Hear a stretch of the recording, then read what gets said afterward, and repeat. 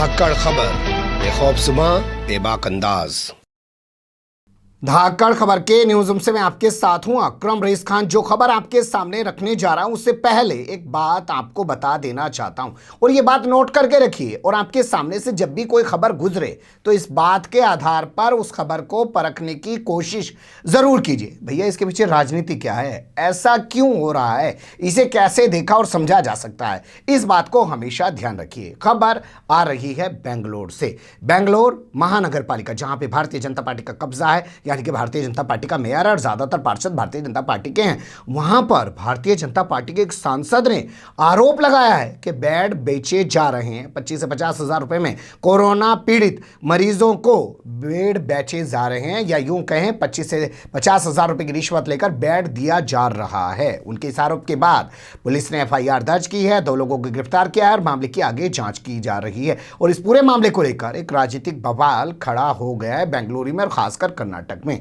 पर मुझे लगता है इस खबर की शुरुआत करें उससे पहले आपको बता दें, ये खबर जो कर्नाटक के कामराज जिले से आई थी। याद है ना आपको, 3 दिन पहले कोरोना की कमी की वजह से वहां 2 घंटों के भीतर 24 से ज्यादा लोगों की मौत हो गई। 23 लोग कोरोना पीड़ित थे, एक शख्स किसी और बीमारी से पीड़ित था जो ऑक्सीजन पर था, ऑक्सीजन खत्म हो गई, 24 लोगों की मौत हो गई। यानी कि ऑक्सीजन की कमी का जो मामला है वो देश में रुकने का नाम नहीं रह रहा। भाजपा अपने शासित राज्यों के अंदर भी ना जी ऑक्सीजन नहीं दिलवा पा रही। चलो दिल्ली में तो केजरीवाल की सरकार है, ना दिलवाओ। पंजाब में तो कांग्रेस की सरकार है, ना दिलवाओ। राजस्थान में तो कांग्रेस की सरकार है, ना दिलवाओ। लेकिन जहां अपनी सरकार है कम से कम वहां तो दे दो। लेकिन जब काम करना जिसे होगा वो दूसरों के लिए भी काम करेगा, वो खुद के लिए भी काम करेगा। एक शेर आपकी नजर करना चाहता हूं, दर्द जिनको होता है रो सकते हैं, दर्द जिनको होता है रो सकते हैं और गैर के अश्क भी दामन को भिगो सकते हैं। ऐसा नहीं है कि आपकी आंखों से आंसू निकलेंगे तभी आपका दामन भीगेगा, दूसरे को रोते हुए देखकर भी आपको एहसास हो सकता है दर्द का। लेकिन जो लोग सत्ता में बैठे हैं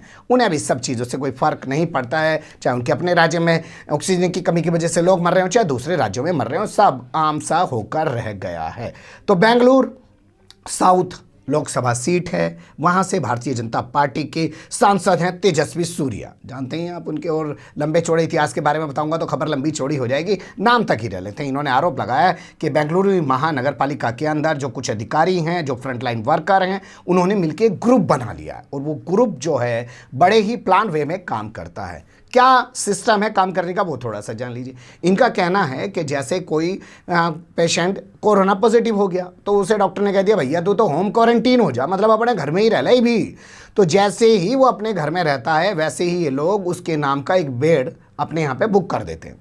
अब जैसे बेड बुक हो जाता है उसके बाद वो तो आया नहीं है अभी, लेकिन उसके नाम का बेड बुक हो चुका है। यानी कि जो वेबसाइट पे आप जाके देखेंगे, जो तमाम पोर्टल बना रखे वहाँ पे आप जाके देखेंगे तो वहाँ पे दिखा कि दिनेश के नाम का बेड बुक है, लेकिन दिनेश अभी अपने घर में है, लेकिन बेड तो खाली अस्पताल के अंदर है। और ये डॉक्टर जानते हैं और ये स्टाफ बीएमसी का जानता है, बेंगलुरु महानगर पालिका का, वो जानता है ये और वो उसको बेच देता है। और ऐसे हजारों केस होने का दावा तेजस्वी सूर्या ने किया।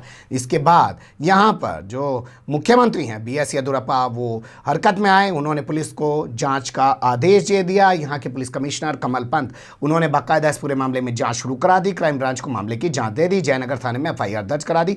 2 लोगों को इस मामले में गिरफ्तार भी कर लिया गया और बाकी लोगों की तलाश की जा रही है। जिन 2 लोगों को गिरफ्तार किया गया उनके खाते से 1,05,000 रुपये। बताओ क्या कमाल की चीज़ है, क्या ये रिश्वत का पैसा भी खातों में लेते होंगे क्या? वैसे आजकल ऑनलाइन का ज़माना है, मोदी जी ने कैशलेस इकोनॉमी बना दिया है भारत को। अब कोई ट्रांजैक्शन कैश में नहीं होती है, सब कुछ कैशलेस हो गया है। कितनी खबरें चला करती थी, मैं भी अखबार में था, खूब मैंने लिखा उस वक्त, हिंदुस्तान अखबार में था, दैनिक जागरण में उस वक्त मैं लिखता था, देखिए फला गाँव कैशलेस हो गया है। गाँव के अंदर भी लोग आज दूध लेने जाते हैं या कुछ लेने जाते हैं तो वहाँ छोटी छोटी दुकानों पे स्वैप मशीन लगी हुई है, उसके ज़रिए वहाँ पे तमाम चीज़ें जो हैं मिल पा रही हैं। तो ये एक बड़ी खबर है, 1,05,000 रुपये इनके खाते से मिले हैं। 2 लोगों को गिरफ्तार किया गया है और बाकी लोगों की इस पूरे मामले में तलाश की जा रही है कि आखिर उनकी क्या भूमिका है। जल्द ही वो भूमिका आपके सामने आएगी या नहीं आएगी कुछ कहा नहीं जा सकता। पहले शख्स का नाम रोहित है और दूसरे शख्स का नाम नेत्रा। इस पूरे मामले को लेकर कांग्रेस कैसे खामोश रहने वाली थी, तो वो अभी कूद के मैदान में आ गई। डीके शिव कुमार बड़े नेता हैं कांग्रेस के, उन्होंने जो है इस पूरे मामले पर 2 चीज़ें कही हैं। उन्होंने कहा मैं आभार व्यक्त करता हूँ बीजेपी के सांसद का जिन्होंने इस पूरे मामले का खुलासा किया, साथ ही उन्होंने कई सारे विधायकों के नामों का भी जिक्र किया है।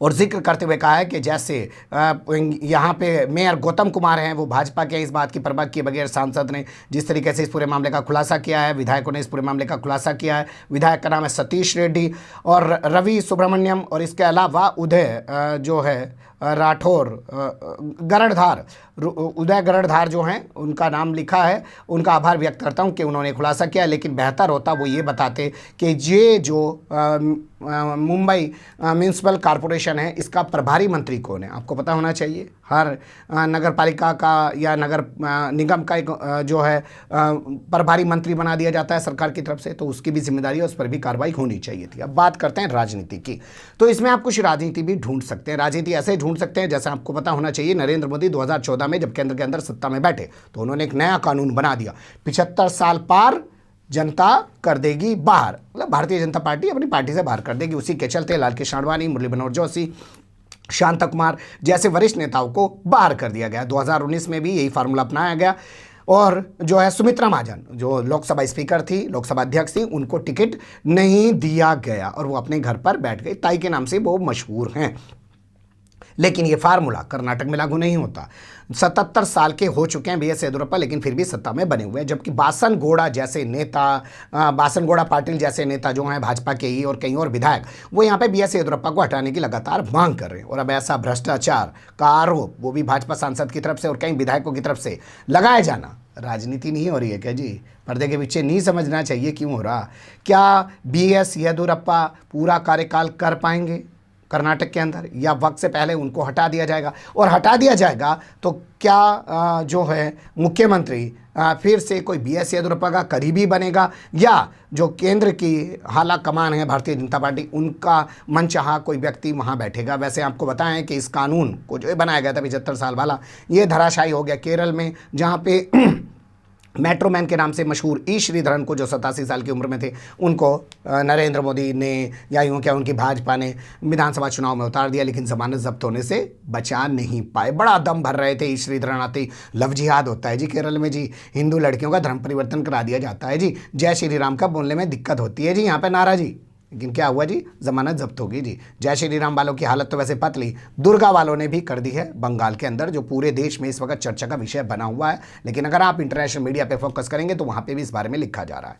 कहानी खत्म करते हैं, चलती रहेगी, वरना बने रहेगा धाकड़ खबर के साथ। फिलहाल कमेंट्स के रूप में आप लोग अपनी राय दे सकते हैं, खबर को लाइक कर सकते हैं, चैनल को सब्सक्राइब कर सकते हैं, और ज़्यादा से ज़्यादा हमारी खबरों को शेयर कर सकते हैं। फिर ऐसे ही किसी सुलगते हुए या उलझते मुद्दे लेकर मैं आपके सामने हूँगा हाजिर। फिलहाल अभी मुझे दें इजाज़त।